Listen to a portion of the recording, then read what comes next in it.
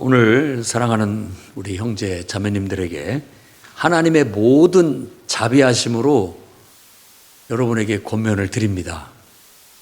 여러분 몸을 하나님이 기뻐하시는 산 제물로 드리십시오. 아멘. 예수 믿는다라는 것이, 또 하나님을 섬긴다라는 것이, 우리가 교회 나와 예배 드린다라는 것도 아주 중요한 실천입니다만은, 우리의 삶의 전 영역을 하나님 앞에 드려서 하나님의 뜻대로 삶을 살아가는 것이 진정한 신앙생활이라는 것을 오늘 말씀이 강조하고 있습니다. 그래서 저는 오늘 본문을 통해서 하나님께 드려진 삶이란 무엇인가 라는 질문으로 다음과 같은 하나님 말씀을 여러분에게 전하고자 합니다. 첫째는, 여러분 몸과 삶 전체를 하나님께 드리는 온전한 헌신이 있기를 권면합니다. 왜 대답이 시원찮아집니까? 드리라니까 싫은 거죠. 뭐든지 이렇게 다 바쳐라 이렇게 하면은 시험이 들 수도 있고, 또 왜 다 달라는 거야? 라고 생각할지 모르겠어요. 오해도 있을 수 있죠. 그래서 교회 가면 다 바치라고 한다 이렇게 얘기하는데, 그 액면가는 그대로인데 의미는 좀 다릅니다. 하나님께서 우리한테 권면하는 거예요. 네 삶을 나한테 다 맡겨라. 그럴 수 있겠니? 라고 묻는 거예요. 너의 삶을 나한테 다 바쳐라. 그럴 수 있겠느냐? 라고 묻는 거예요. 그랬을 때 아멘, 주님, 저는 주님 것이니까 주님 뜻대로 알아서 하십시오 라고 자기를 내려놓고 포기하듯 맡기면 여러분은 신앙에 입문하는 거고, 그게 좀 꺼림칙해서 안 된다고 한다면 그래도 미련이 남으니까 양다리를 걸칠 수도 있고요. 그렇게 해보기는 하겠습니다 하고 한쪽 발은 들여놓고 한쪽 발은 여전히 맡기지를 못하는, 믿지를 못하는 거죠. 맡기지를 못하는 거예요. 그리고 아예 웃기는 소리 하고 있네 이렇게 생각하고, 내가 참 여러 가지 체면상 교회는 나가지만 그렇게까지는 못하겠다 이렇게 해서 아예 입문도 못하는 그런 경우도 있을 수 있습니다. 그러나 오늘 주님이 여러분에게 권면을 하고 있는 거예요. 창조주께서 여러분에게 생명을 주시고 여러분에게 삶을 주신 그분이, 야, 네 인생은 내 거야. 네 거 아니야. 내가 다 줬으니까. 그러니까 네 인생을 나한테 맡겨. 나를 믿고 한번 맡겨봐. 그러면 내가 네 인생을 책임질게. 라고 하나님이 말하는 거예요. 이제 여기까지 들으면, 하나님께서 제 인생을 책임져 주시겠다고요? 그러면 기꺼이 맡기죠. 내가 내 인생을 책임지고 내가 내 인생을 사는 것보다도 창조주께서 나보다 더 능력이 많으시고 나보다 나를 더 잘 알고 계시고, 또 정말로 지혜로우신 하나님께서 내 인생을 맡아서 관리해 주신다면 기꺼이 저는 맡기고 싶습니다. 아멘입니까? 그게 우리의 신앙 고백이에요. 내가 예수 믿는다라는 말은 교회 나간다라는 그 이상입니다. 교회에 출석해서 예배를 드린다라는 그 이상인데, 그건 내 삶의 전 모든 영역을 하나님께 맡겨드린다, 이런 의미를 갖고 있습니다. 그러면 하나님께서 내 인생을 책임지시고 잘 관리해 주실 거라는 확신을 가지고 믿고 맡기는 거예요. 여러분 월급 받으면 여러분 월급 어디다가 둡니까? 다 은행에다 맡겨두시죠? 은행을 어떻게 믿고 맡겨둡니까? 안전하게 잘 관리해 줄 거라는 걸 눈꼽만큼도 의심하지 않기 때문에 당연히 그쪽으로 들어가서 내가 언제든지 원할 때 뺏을 수 있고 내가 그걸 관리할 수 있기 때문에 그런 거죠. 심지어는 여러분의 돈을 주식에다가도 투자하고 또 부동산에다가도 투자하고 나름대로 투자를 해요. 사업에다가도 투자를 하고. 뭘 믿고 투자를 합니까? 그것이 잘 관리를 해줘서 더 증진을 시켜주고 더 이렇게 크게 나한테 되돌려 주기 때문에 그걸 믿고 투자를 하는 거잖아요. 우리 인생도 하나님께 어떻게 보면 맡긴다라는 게 그런 의미를 갖고 있는 거예요. 내가 갖고 있는 것보다도 하나님께 내 인생을 맡기면 그분이 나를 잘 관리해줘서 내 능력을 최대한 발휘하게 해서 내 인생의 최고의 가치, 최고의 의미를 끌어내 줄 것이다 라고 믿고 믿음으로 맡기는 겁니다. 여러분이 하나님께 여러분의 인생을 맡긴다면 여러분의 인생은 새롭게 펼쳐질 겁니다. 여러분이 여러분의 인생을 부여잡고 애써 짊어지고 끌고 가는 것보다도 훨씬 더 능력 있고 탁월하게 여러분을 하나님이 사용하실 거예요. 믿음을 갖고 맡기시기 바랍니다. 고린도전서 6장 19절에서 20절 말씀은 이렇게 얘기합니다. 너희 몸은 너희가 하나님께로부터 받은 바 너희 가운데 계신 성령의 전인 줄을 알지 못하느냐. 너희는 너희 자신의 것이 아니라 값으로 산 것이 되었으니 그런즉 너희 몸을 하나님께 영광을 돌리라. 너희 몸으로 하나님께 영광을 돌리라 라고 권면을 하고 있습니다. 우리를 창조하실 때 우리를 하나님의 임재의 어떤 전으로 그렇게 창조하신 거예요. 그러니까 우리 인간이 제 역할을 한다는 것은 창조주의 영을 우리 안에 받아들이는 거예요. 그래서 그분의 영이 내 안에서 활동하고 그분의 영에 의해서 내가 이렇게 움직이고 말하고 쓰여지게 된다면 그분의 영광이 드러나게 되는 겁니다. 그러라고 우리를 창조하셨어요. 그게 인간의 본분이고 선한 목적이라고 믿습니다. 그러면 어떻게 우리가 우리의 삶 전체를 하나님께 드리는 걸 실천할 수 있느냐? 그 첫 번째로 저는 하루 일과를 기도로 시작하는 것, 그리고 기도로 마무리하는 것을 실천함으로써 할 수 있다고 말씀드리고 싶습니다. 오늘 하루도 하나님께 맡깁니다. 저는 주님의 것이니 오늘 또 내 안에서 나를 통하여 역사해 주십시오 라고 하루를 시작하는 거예요. 그리고 그런 가치관과 그런 세계관으로 인생관으로 삶을 하루를 살아가는 거예요. 그 영이 나를 이렇게 지배해서 그 영에 의해서 내가 하루를 살게 된다면 나는 하나님께 드려진 그야말로 신앙으로 사는 삶이 되는 거고 천국의 삶을 사는 것이지만 그걸 망각해버리고 여전히 내 본성을 따라 본능을 따라 살고 있다면 아직 신앙의 삶을 살고 있지 못하는 거예요. 구체적으로 실천하지 못하고 있다고 볼 수 있는 거죠. 그리고 하루를 마칠 때에도 내가 오늘도 하나님과 함께 동행하면서 하나님의 뜻을 내가 받들어서 잘 펼치고 살았는가를 돌아보고 반성하고 또 내일을 다짐하고 하루를 마무리하는 것. 그게 하나님께 드려진 삶의 실천이라고 할 수 있겠습니다. 자, 우리가 살아가는 삶에 있어서 가정생활이라든지 직장생활이라든지 사업장에서의 모든 생활이라든지 이 모든 것들이 하나님을 섬기는 것과 무관하다고 생각하는 생각을 고치십시오.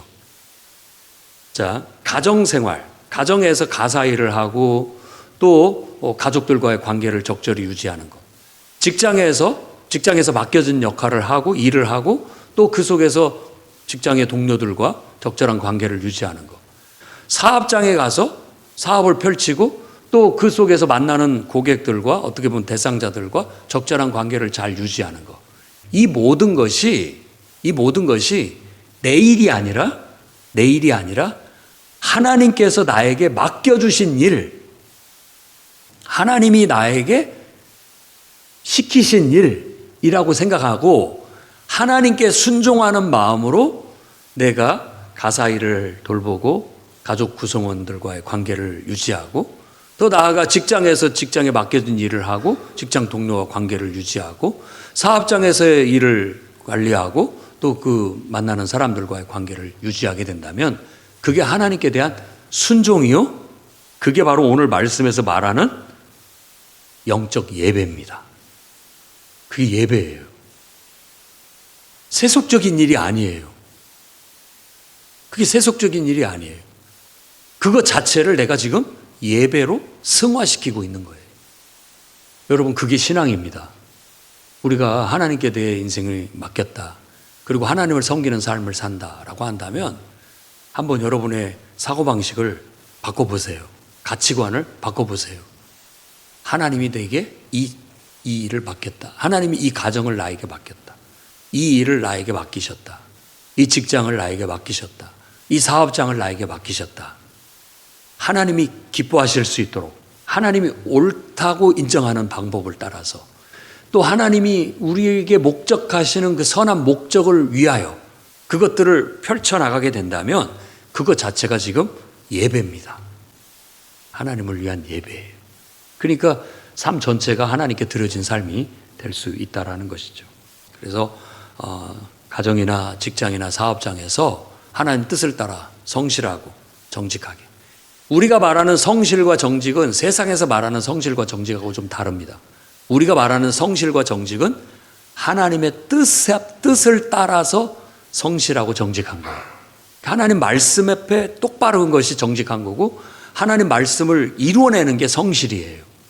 그렇게 살면 우리는 누가 봐도 하나님 백성이고 누가 봐도 하나님을 섬긴다라고 말할 수 있을 거고 그런 삶의 열매가 곧 하나님께 드려지는 예배로 드려지는 것이고 하나님의 영광을 드러내는 값진 삶이 될 수 있다는 겁니다.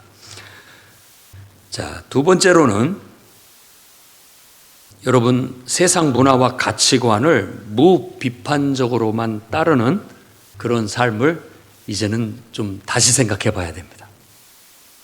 그래서 너무 세상 문화와 세상 가치관에 그냥 휩쓸려 살지 않도록 좀 하나님 말씀으로 또 하나님의 뜻으로 좀 브레이크를 걸어야 됩니다. 무비판적으로 받아들이는 태도를 고치십시오. 세상에 영이 있고 우리가 말하는 성령이 있어요. 달라요. 영이 다릅니다. 영이 달라요. 세상의 영은 어떤 의미에서 물질주의, 그리고 소비주의, 또 나아가서 자기 과시와 어떤 자기 성공 이런 데 초점이 맞춰져 있어요. 그래서 그 영에 의해서 이끌려 갑니다. 그래서 우리가 보는 TV나 영화 그리고 또 인터넷 이런 모든 공간에서 항상 접하는 것이 그런 영을 기조로 하고 있어요. 그래서 드라마를 볼 때, 영화를 볼 때 여러분이 그 영을 분별할 수 있어야 됩니다. 아, 저건 세상 영이야. 저렇게 남을 죽여야 사는 것? 그래, 세상은 다 똑같아. 우리도 악착같이 이 독한 마음을 갖고 살아야 돼. 그런 마음을 갖고 살지만 그러나 하나님의 말씀은 달라요. 하나님의 말씀은 남을 죽여야 사는 게 아니라 서로 돕고 사는 것이 목적이다. 저건 좀 왜곡됐다. 너무 과장됐다. 지나치다. 이런 것들을 가려낼 수 있어야 돼요. 무비판적으로 받아들이면 결국 세상 문화와 가치관이 나를 지배해요. 그러니까 가만히 보면 하나님을 섬긴다고 하지만 하나님을 섬기는 게 아니에요. 세상 문화와 가치를 섬기고 있지. 그걸 성경에서는 또 다른 우상이라고 말하는 거예요. 우상 섬기는 거예요. 그러니까 세상 문화와 가치를 다 무시할 수는 없지만 그 속에서 있는 악한 영, 더러운 영, 우리를 괴롭히는 그 나쁜 영 이런 것들은 우리가 걸러낼 수 있어야 진정으로 하나님을 섬기는 사람이라 할 수 있다라는 거예요. 그래서 세상 어떤 기준에 휩쓸리지 않기를 바랍니다. 하나님 말씀의 가르침에 성경의 사상을 지켜야 됩니다. 그리고 유행이나 어떤 사람들의 압력 이런 것에 너무 쉽게 따라가서는 안 됩니다. 또 구체적으로 얘기를 한다면 우리의 옷차림, 말투, 그리고 생활 습관까지도 우리가 세상 사람들이 하는 대로 나도 아무 생각 없이 따라가는 것보다도 과연 이것이 하나님이 기뻐하시는 일일까? 하나님이 이걸 옳다고 여기실까? 이건 창조주 하나님의 선한 목적에 맞을까? 질문을 하고 그 질문 속에서 꺼리끼지 않는 범위 내에서 우리가 옷도 가려입고 말도 가려해야 되고 또 처신이나 행동도 가려서 해야 된다라는 겁니다. 그렇게 된다면 우리는 세상 문화와 가치관을 잘 걸러서 정말 하나님을 섬기는 사람으로서 적합한 그런 말과 행동 그리고 또 생활 습관을 정립할 수 있을 것입니다. 여러분, 너무 세상 정보에 휩쓸리지 않도록 항상 신앙의 기준을 세우세요. 가치 기준을. 우리의 판단 기준은 하나님 말씀과 우리의 판단 기준은 성령의 인도하심이에요. 그래서 거기에서 벗어나는 것들은 좀 가릴 수 있어야 됩니다. 그래서 너무 세상에 유행하는 패션이나 소비 트렌드에 휩쓸리지 말고 신앙의 기준에 맞춰서 조금 고치십시오. 고쳐서 입고 고쳐서 생활을 해야 됩니다. 그리고 너무 많은 시간을 그런 세상 문화에 노출되지 않도록 여러분이 노력이 필요합니다. 왜냐하면 그게 너무 노출되다 보면 나도 모르게 거기에 휩쓸리게 되기 때문에 적당한 절제가 필요하고 어떤 미디어에 대한 금식도 필요합니다. 가려서 볼 수 있는 거. 그래서 옛날에 TV를 끄라라는 그런 책이 나왔었는데 TV를 끄라는 말이 아니라 TV를 가려서 봐라 이런 의미로 그 사람이 설명하는 걸 들었습니다. TV를 끄라는 말은 아예 보지 마라. 그래서 옛날에 저희 누님도 자식들이 하도 TV를 보고 거기에 빠져 사니까 결국은 TV 그 코드 연결선을 가위로 잘라버렸어요. 그랬더니 어떤 현상이 벌어졌느냐. TV를 안 보게는 됐어요. 뭐 꽂을 수가 없으니까, 그걸 고치지 않는 한 꽂을 수가 없으니까 전부 제 방에 들어가서 핸드폰으로 보고 앉아있더라는 거예요. 자기도 침대에 누워서 핸드폰으로 그 조그만 화면으로 보는 거예요. 그럴 바에는 그 대형 화면에서 보는 게 낫지 않겠어요? 다만 조절을 못하는 거예요. 그러니까 끄라는 건 내가 볼 건 보고 이제 그만 봐야 될 땐 그만 볼 수 있는 그런 게 필요한 거죠. 너무 거기에 노출이 되면 그 휩쓸려 가는 거예요. 그 사고방식에. 요한복음 15장 19절에는 이렇게 얘기합니다. 너희가 세상에 속하였으면 세상이 자기 것을 사랑할 것이나 너희는 세상에 속한 자가 아니다. 그러니까 세상에 속하지 않았어요. 우리는 하나님께 속했어요. 우리 세상을 섬기지 않아요. 하나님을 섬기지. 하나님을 통해서 세상을 비평하면서 가릴 걸 가리고 선별하면서 살아간다라는 그런 의미를 가져요. 그러다 보면 세상 사람들이 우리를 미워할 수가 있어요. 왜 너는 다 이렇게 하는데 너는 왜 유별나게 그렇게 하느냐라고 했을 때, 나는 내가 섬기는 하나님의 가르침이 있기 때문에 그걸 지키기 위한 거야. 나에게 있어서 신앙이 있는데 신앙의 가치, 기준이 있기 때문에 그것에 위배되는 것은 하지 않아 라고 단호하고 분명하게 얘기할 수 있어야 됩니다. 여러분도 그렇게 되기를 바라고, 여러분의 가정에서 그냥 세상 문화에 그냥 무방비로 노출하는 그런 시간들을 TV 코드선을 자를 것이 아니라 잠깐 TV를 끄고 같이 우리 기도하자, 같이 우리 성경 읽자, 이런 시간을 가져보라는 거죠. 그게 여러분을 지키는 방법이고 또 우리가 하나님을 섬기는 신앙의 실천이라고 할 수 있겠습니다.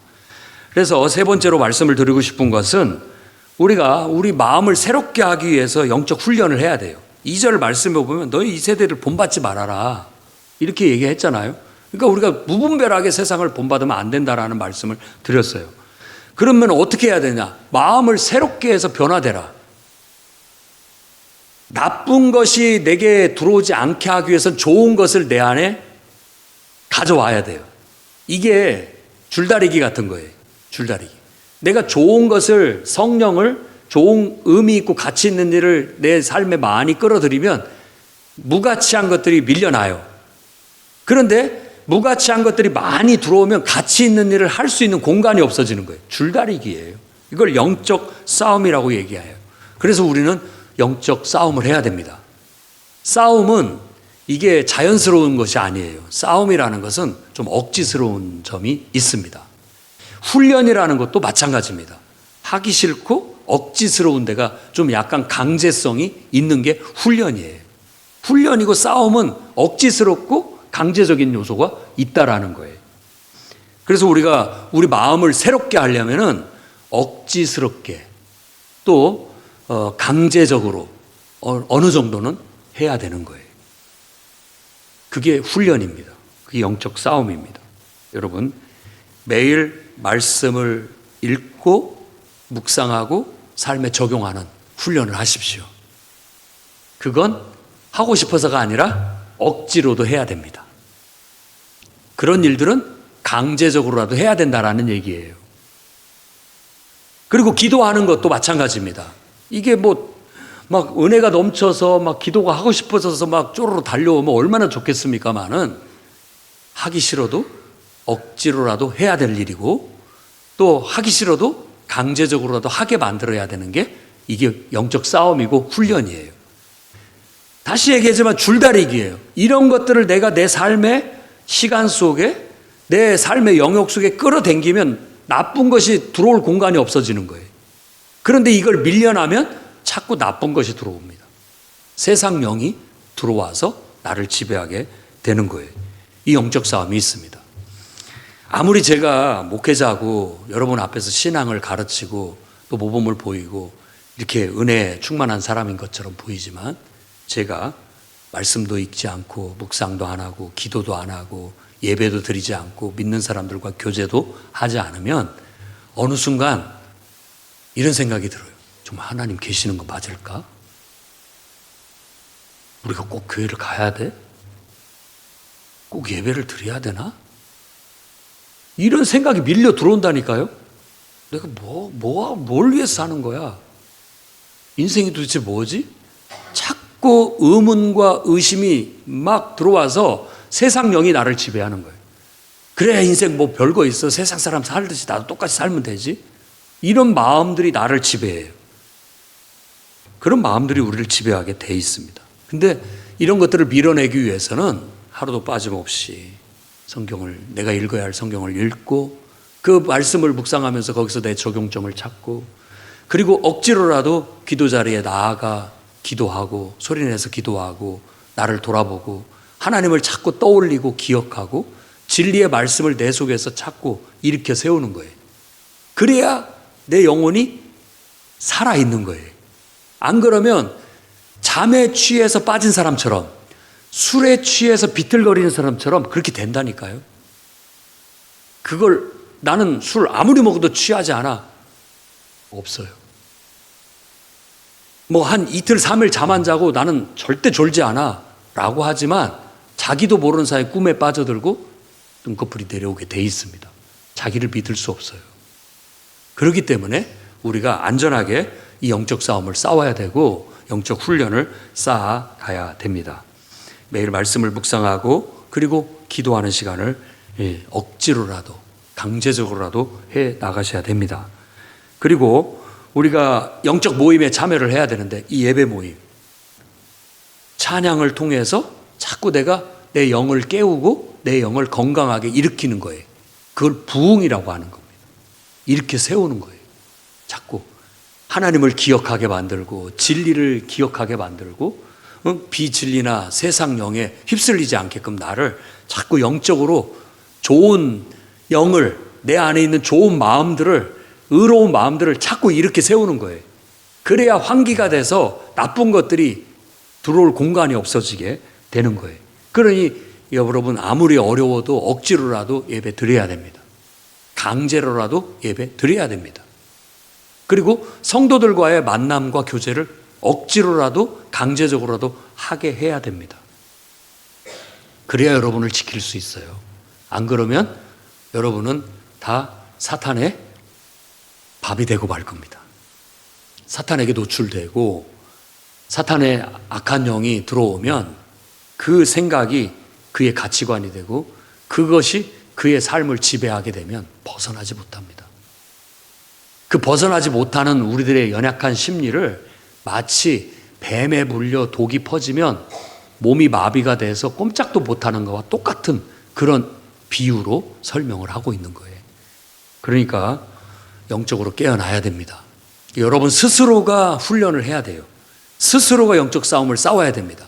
그리고 내가 나도 스스로 못할 때 누군가 나에게 감독자가 필요한 것처럼 나에게도 감독자가 필요한 거예요. 여러분 주변에도 코치가 필요하고 감독이 필요해요. 왜냐하면 사람은 본능적으로 게을러지고 나태해지고 안이해지게 돼 있어요. 그런데 그걸 깨워줄 수 있는 그 어떤 역할을 하는 사람이 있어요. 깨우는 역할. 그게 코치고 감독인 거예요. 하나님이 그런 사람에게 그런 역할을 준 거예요. 그랬을 때 엉덩이를 탕탕 치면서 야 힘내자. 이렇게 하면 안 돼. 더 열심히 하자. 이렇게 격려, 독려를 해주는 거예요.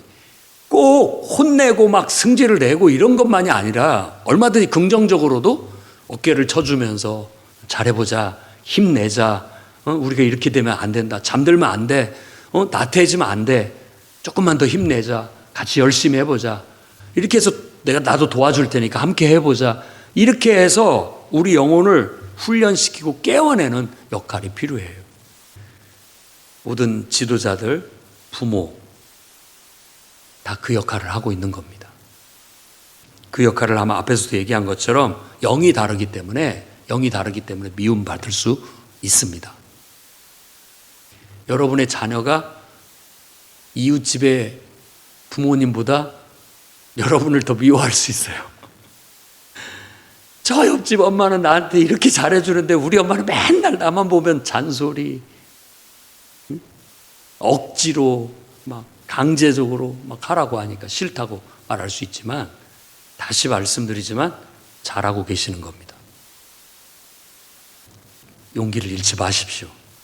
미움받는 것 때문에 포기하지 마십시오. 그래야 바로 큽니다.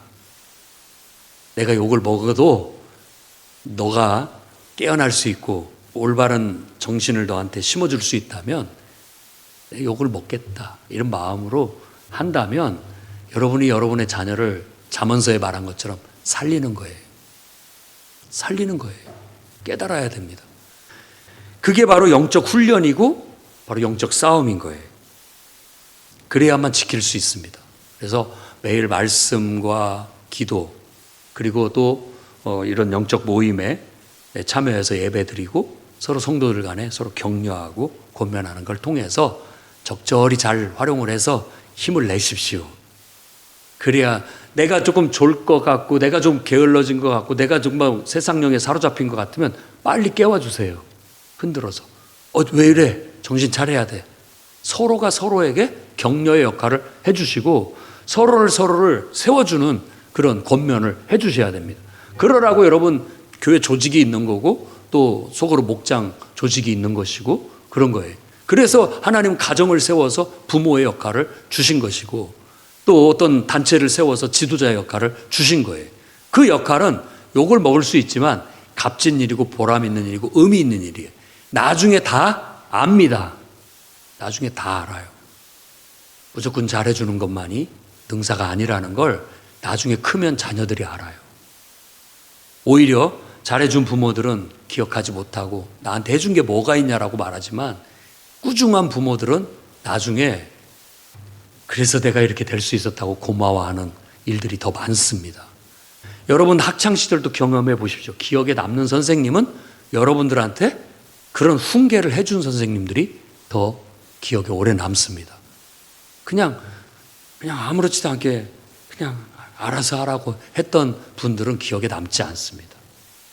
영적 싸움이고 이건 훈련이기 때문에 훈련 기관에서는 그렇게 해줄 수밖에 없어요. 그렇게 해야만 되는 게 사명이에요. 짖지 않는 개는 파수를 못해요.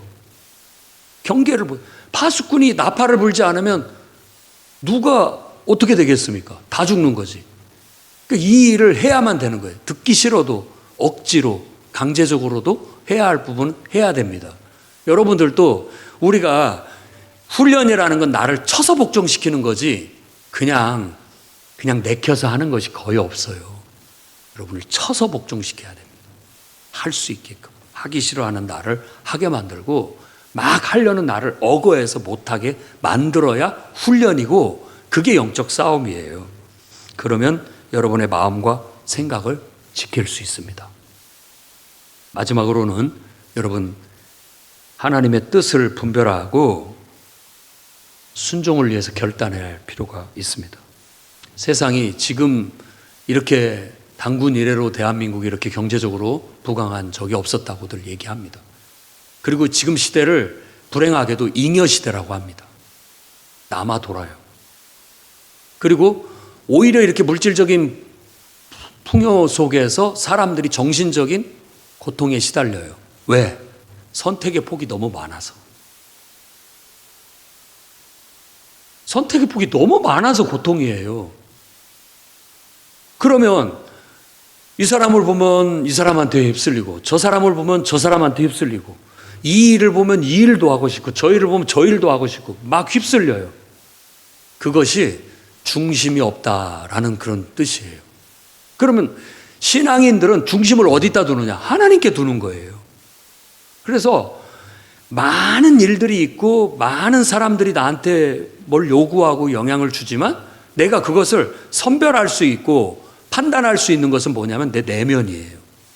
내면. 내 안에서 하나님이 내게 원하시는 걸 하겠습니다. 이런 거죠. 하나님이 기뻐하시는 일을 하겠습니다. 하나님이 옳다고 하시는 일을 내가 하겠습니다. 하나님이 내 인생에 두신 선한 목적을 따라서 내가 하겠습니다. 그렇게 해서 내 중심을 잡고 어떤 걸 선택하게 되고 그 선택을 통해서 집중하게 되면 뭔가를 이뤄내는 거예요. 어떤 육신의 장애라든지 또 환경적인 장애로 인해서 선택의 폭이 좁은 사람들이 훨씬 내실 있는 삶을 사는 것을 가끔 봅니다. 상황이 그랬어요. 거기서는 할 게 없어요. 책 보는 거 외에는. 그래서 책 봤다는 거예요. 근데 오히려 그것이 더 그 사람에게 나은 결과를 가져왔죠. 왜 다양한 것에 노출돼서 중심을 못 잡고 이리 휩쓸리고 저리 휩쓸리고 저리 휩쓸리고 이렇게 사는 것보다도 중심을 딱 잡고 한쪽 방향으로 또 나름대로 선택을 통해서 내실 있게 살아가는 것이 훨씬 더 낫다라는 거죠. 우리도 그런 것이 필요합니다. 그래서 중요한 결정을 할 때 하나님께 기도하고 하나님 말씀을 근거로 해서 여러분 그것을 선택해야 됩니다. 그게 어렵거든 여러분들을 영적으로 지도해 줄 수 있는 그런 지도자와 상담을 하고 여러분의 부모와 상담을 하고 나아간다면 도움을 받을 수 있습니다. 그래서 우리가 직업을 선택할 때도 또 인간관계를 선택할 때도 그리고 또 우리가 어떤 물질을 사용하는 데 있어서도 항상 기도하고 하나님 인도함을 받는 훈련을 하셔야 됩니다. 그렇게 해서 하나님이 기뻐하시는가, 하나님이 이걸 옳다고 여기시는가, 이게 하나님의 선하신 목적에 맞는가에 따라서 딱 자를 것 자르고 확신을 갖고 확정을 지었다면 그 방향으로 밀고 나가야 되는 거예요. 가장 힘 있는 사람이 누구냐? 하나님이 나한테 이걸 시켰습니다 라고 말하고 하는 사람이에요. 그 사람을 막을 사람이 없습니다. 그게 가장 확신 있는 삶이에요. 하나님께서 나에게 이걸 맡겨주셨다. 하나님께서 나에게 이걸 시켰다. 그렇기 때문에 나는 이걸 해내야 된다라는 사명의 삶이 가장 힘있고 멋지고 능력 있는 삶을 산다라는 거예요. 어쩌면 여러분들에게 가정을 주신 여러분의 배우자, 자녀, 하나님이 여러분에게 맡겨주신 최선입니다. 믿으셔야 됩니다. 내게 맡겨주셨으니까 책임을 다하시면 됩니다. 이제 와서 무슨 다른 배우자를 선택하려고 하고 다른 자녀를 선택하려는 건 늦었습니다. 우리에게 주어진 직장도 다양한 동기와 어떤 환경 속에서 어떤 것이 정해졌겠지만 우리는 그 섭리 속에서 이 일은 하나님께서 내게 맡겨주신 천직이구나.